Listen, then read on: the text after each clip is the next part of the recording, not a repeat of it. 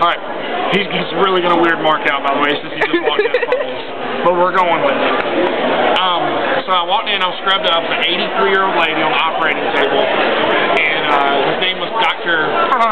Protection for him, tell you later when the camera's off. And so he went to cut, she's had her leg removed, leg amputated. So it was like the saw and, you know, just cutting everything. But the weirdest part was when he picked up her leg and dropped it in a bag.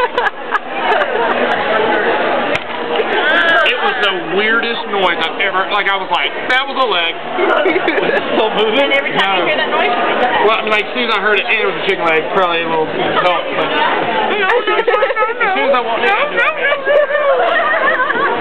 like I didn't want to be in the room anymore. She had like gangrene or something?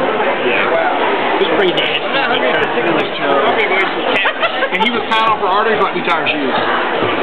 And he's like, yeah. Sort of. But more fleshlight. I remember when